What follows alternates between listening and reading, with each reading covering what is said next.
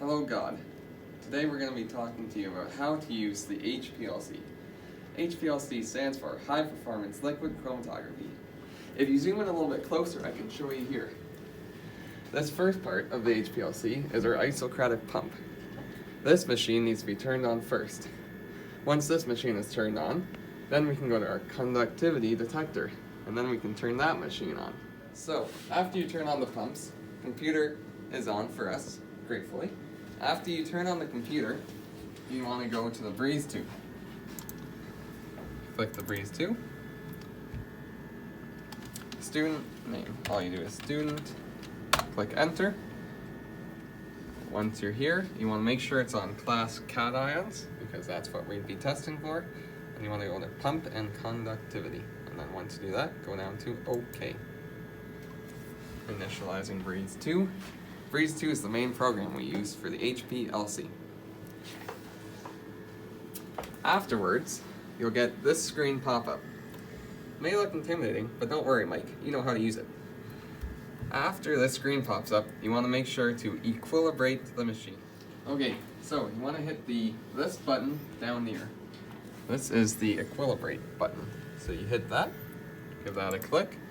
It'll say instrument method, class caffeine inst method, that is the one you want. You don't want to do setup or cancel or help, just hit equilibrate/monitor. Once you hit that, you want to allow that to run for about 15 minutes to ensure the machine will be good to go. 15 minutes later. Okay, so when it's been equilibrating for 15 minutes, you'd go over here to this little run with the red square and hit abort the run. Once it has stopped and says system idle, you go to view methodology, or view method right here. Once you're in there, you want to go to default report method, and you just want to scroll down until you get to the detailed individual report. Report method to be detailed individual report. You want to work your way down here to instrument, and you'll be given this screen. For the experiment we're doing right now, this is all the correct settings you want to be on to have all those units, all those scale factors, everything. You want to work your way down to the pump. For the pump, it's fine to be set at 4,000 for your high pressure limit and low to be 0. We'll be using the isocratic method for the pump, and we're using the flow system A, so that means we want the flow to be 1, and we're not using any of these, so these will be 0, so your total should be 1. To ESAT and go to event. Here you'll click add row, and then your instructor or professor will come in and give you the data you want to use for it. Hopefully it will be God Mike. After that, you can go to processing. You'll have this pop up saying, would you like to save it? You'd like to click yes for further usage. So from here, you want to type in whatever your title shall be. For us, we'll just be doing class cation inst method. But the title will vary depending on what your project is. You would hit save. It'll be returned to this page. Next, we'll be clicking the processing button. Then you will go to press OK. We're going to go into the time section. Already did the 0.000 for us. Then you're going to go into type, inhibit, interrogation. So once you've hit inhibit interrogation, then you're going to go over to stop. You're going to punch in 1.00030.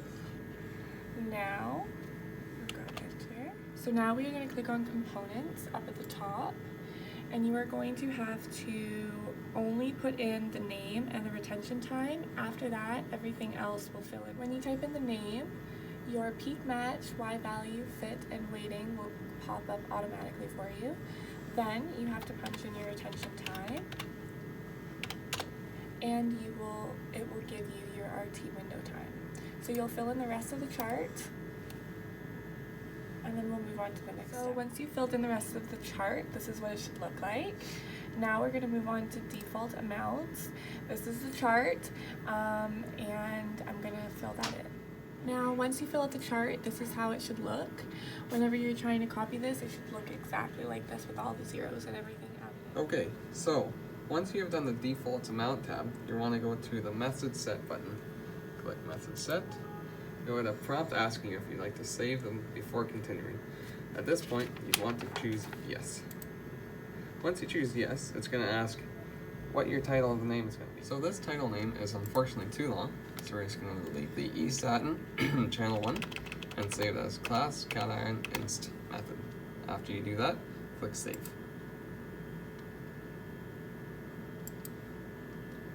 After that, you want to go back to the sidebar and click sample queue. Click sample queue. So after you're back on the sample queue page, at this point you want to go get your instructor and he will instruct you on how to do a single injection of 25 ppm standard to figure out retention times and then update your chart in the processing method. Okay, now that we're on the sample queue page, we're going to click on this first row here and it's going to add a bunch of information for us. Our vial is going to be 1, injection volume is going to be 10, number of injections is going to be 1, label, that's going to stay blank. Sample name, we're going to want to change this. In our case, we're going to make this lithium. And then the level is going to be at 100%. Function is going to stay on inject samples. Method set blank, label reference blank. Processing normal, runtime 10 minutes, data start. We are going to change this to 2 minutes. Because we want a 2-minute delay so that on our graph we'll only get a cation peak. And then you can fill out the rest of this table for whatever other compounds you are testing. Alright, now that your sample queue is set up, in our case we only have 1 compound, so we can just go down to this icon here, which is a single injection. If you have more than 1 compound that you're testing, you're going to want to go one down, with the one with the green play button here. That's your method set injections, and that will test all of your compounds. Alright, after you hit single injection, the computer will prompt you to start injecting your sample. So first, you're going to want to remove this cap here. Take that off. You can see when it is to the left, so in our case upright, it is in the load position, and then when you turn it to the right, it's in the inject position. So when we're loading our sample into the column, we want it in the load position. When you're injecting your sample, you're going to have the syringe. You're going to use about 10 injections of about 20 microliters, which is about right there on the syringe. So you're going to do that about 10 times, just to make sure everything is flushed out of the column, so that you just have your sample being tested. Now to do the actual injection, I don't have a solution here, but you would move the syringe up to the 20 microliters, like we said before, and you're going to move it into that little hole right there, and you're going to push down on the back all the way so all the liquid is inside. In our case, I'm not going to do that because we don't have any solution and we don't want to be putting air into the column. Alright, now once you've loaded your sample, you're going to move it to inject like we talked about before. I'm not going to do that, there's nothing in here. Once it is loaded, on the clock here on the computer, you can see it says 0.00 right now. You're going to wait till that says 0.75. Once it's at 0.75, you can then turn the nozzle back to load, and then it'll start testing your sample. So as you see here, we have 3 bottles. You can have all 3 bottles in use, but for right now, we're only using 1 as our solvent.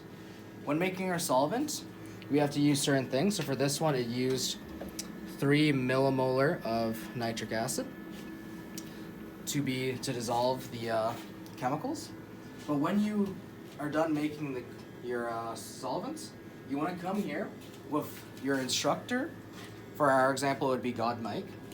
We would use his very expensive glassware to filter our solvent, just so it has very pure, has no impurities, has no remains as such as debris or anything like that. So that we can actually run it through the machine so it can run well and not break it, as it's a very expensive piece of machinery. Love you, God Mike. And that's how you use the HPLC. Thanks for watching! Hello God, welcome. And that's how we use the HPLC. Thanks for watching! Love you, Mike.